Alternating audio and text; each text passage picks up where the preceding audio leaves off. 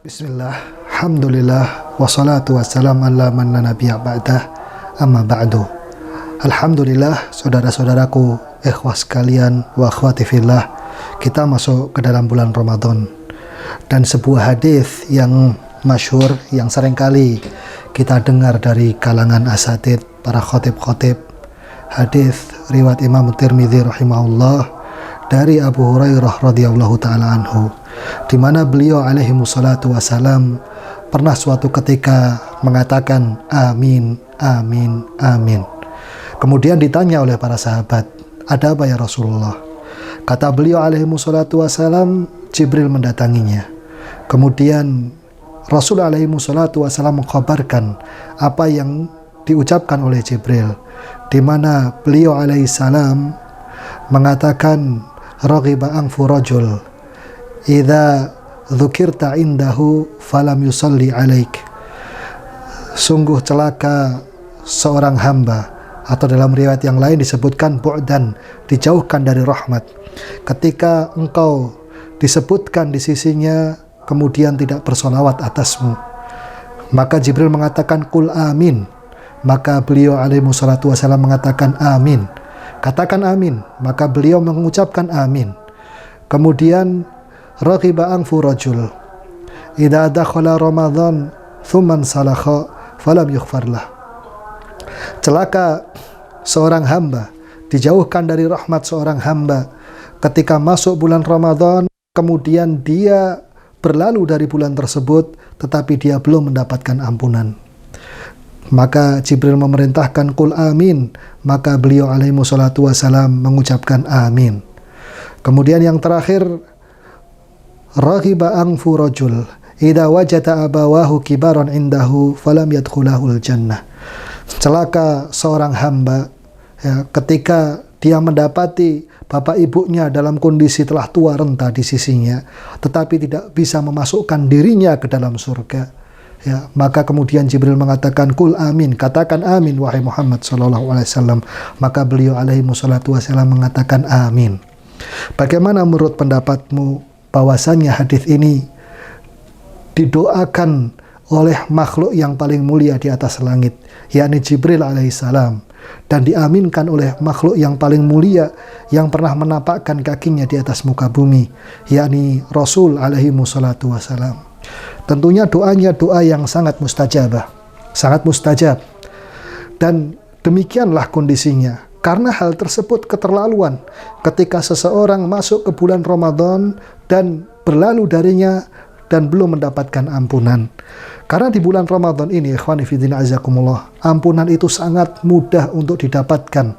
Sebagaimana mudahnya seseorang itu mendapatkan keridhaan orang tua, dan sebagaimana mudahnya seseorang itu bersolawat atas Nabi kita Muhammad sallallahu alaihi wasallam ketika namanya disebutkan di sisi kita. Orang tua kita dalam kondisi kita salah aja dia sudah ridho. Apalagi kita benar, kita menyayangi mereka, berkasih sayang kepada mereka, tentunya mereka semakin ridho. Begitu mudahnya untuk mendapatkan keridhaan dari orang tua. Makanya sungguh celaka seseorang ketika dia tidak bisa mendapatkan keridhaan orang tuanya dalam kondisi orang tuanya masih hidup, tetapi tidak bisa memasukkannya dalam surga. Demikian pula sangat celaka seseorang yang dia itu disebutkan nama Nabi Shallallahu Alaihi Wasallam, tetapi dia tidak bersolawat atasnya. Dan celaka pula seseorang yang dia itu masuk bulan Ramadan, tetapi dia belum mendapatkan ampunan ketika bulan Ramadan itu berlalu darinya. Karena ikhwani fiddin azakumullah, sesungguhnya masalah-masalah yang ada pada kehidupan kita selama ini, ya, itu sumbernya adalah dosa. Sumbernya adalah dosa. Ikhwani fiddin azakumullah. Dan boleh jadi Ramadan kita ini adalah solusi bagi semua permasalahan kita. Baik itu permasalahan rizki, sakit, belum memiliki keturunan, permasalahan hutang piutang, belum memiliki jodoh dan yang semisalnya. Kenapa? Karena sesungguhnya boleh jadi semua itu sumbernya adalah dari dosa-dosa kita. Diriwayatkan oleh Imam Tirmidzi rahimahullah dan disahihkan oleh Syekh Al-Albani, di mana beliau alaihi wassalatu wassalam pernah bersabda, "Ya ma'syaral muhajirin khamsun alladzina ibtulitum bihinna wa a'udzu billahi an tudrikuhun. Wahai sekalian muhajirin, ada 5 perkara yang akan menimpa kalian, dan aku berlindung kepada Allah Subhanahu wa ta'ala agar tidak menemuinya. Yang pertama adalah lam tadhar fahishatan fi qaumin qad hatta yu'linu biha illa fashafihim ta'un wal auja allati lam takun madat fi aslafihim alladhina madu.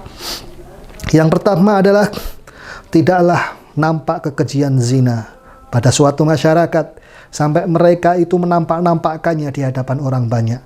Kondisinya anaknya pacaran didiamkan saja, bahkan malu ketika anaknya belum punya pasangan. Ya, ada laki-laki menjemput, oh iya nggak apa-apa, silahkan pulang jam berapa, biasa saja, sampai mereka menampak-nampakkannya di hadapan orang banyak. Ya.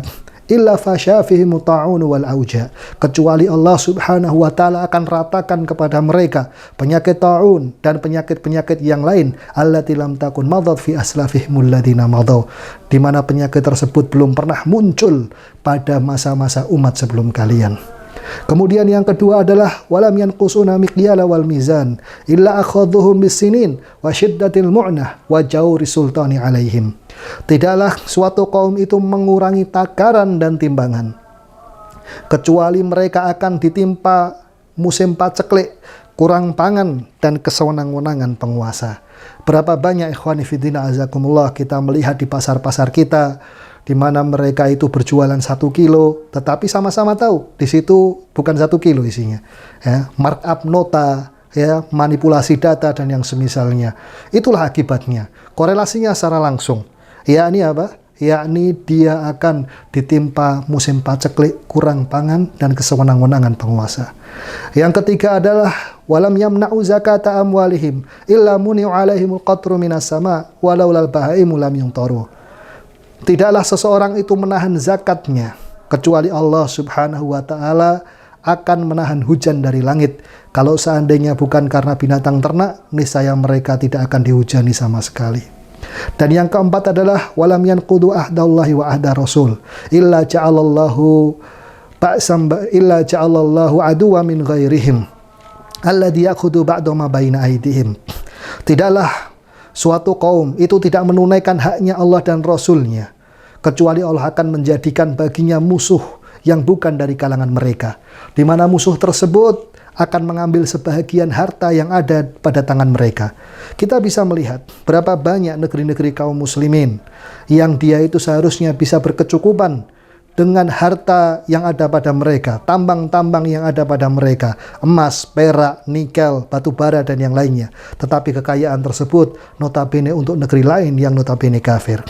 Kemudian yang kelima adalah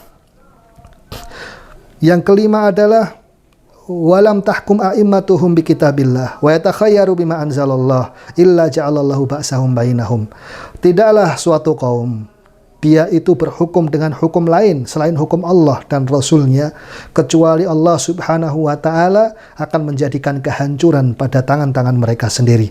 Saling bermusuhan, saling bertikai, jidal, ya, perpecahan, dan yang lain sebagainya. Oleh karena itu, ikhwani fiddin azakumullah, hendaknya kita meminta pada bulan Ramadan ini ampunan dari Allah Subhanahu wa ta'ala. Semoga Allah Subhanahu wa ta'ala mengampuni dosa-dosa kita. Dan ini pula wasiat nabi-nabi terdahulu, demikian pula orang-orang soleh. Hasan al-Basri rahimahullahu ta'ala pernah ditanya tentang permasalahan, aku belum mempunyai keturunan. Kata beliau rahimahullah mengatakan banyak-banyak istighfar.